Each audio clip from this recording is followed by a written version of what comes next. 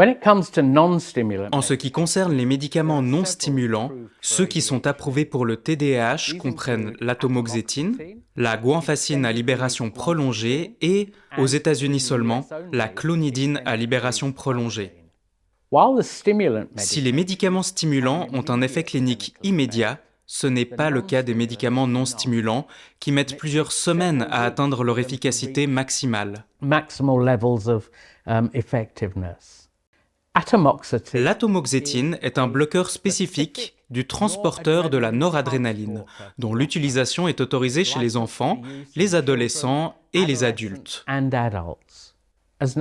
Comme indiqué précédemment, il faut plusieurs semaines pour qu'elle agisse, et certaines données suggèrent que l'effet maximal peut prendre jusqu'à 12 semaines.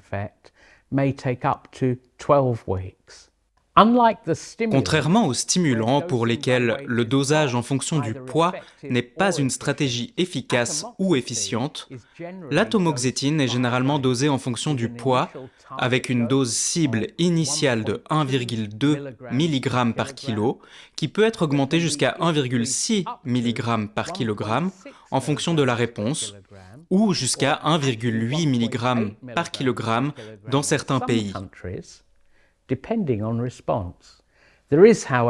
Cependant, la dose maximale recommandée est de 100 mg. Contrairement aux stimulants dont l'effet disparaît inévitablement le soir, l'atomoxétine a un effet sur toute la journée et peut être administrée soit le matin, soit le soir.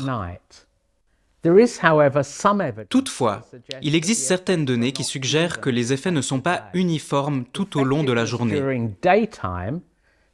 L'efficacité pendant la journée semble plus importante lorsque le médicament est pris le matin, tandis que les effets indésirables sont moindres lorsqu'il est pris le soir.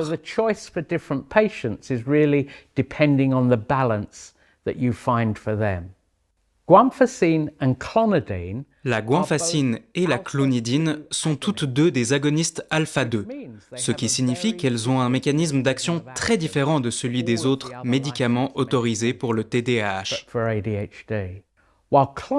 Bien que la clonidine soit disponible sous forme de médicament à libération immédiate dans de nombreux pays, cette préparation est d'un usage limité en raison de sa demi-vie très courte.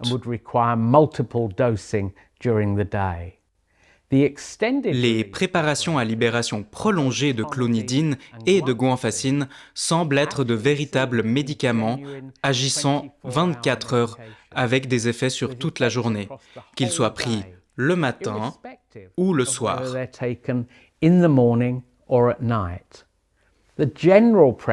On préfère généralement les prendre le soir car cela réduit la somnolence qui peut être associée à ces médicaments.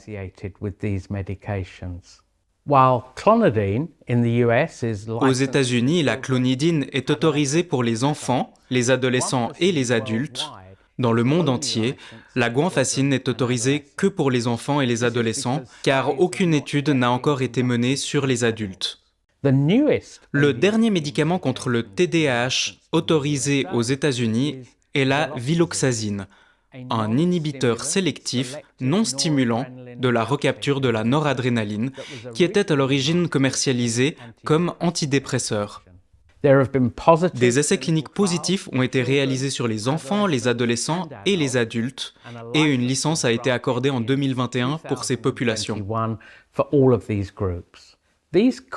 Ces médicaments de base contre le TDAH conviennent dans la plupart des cas.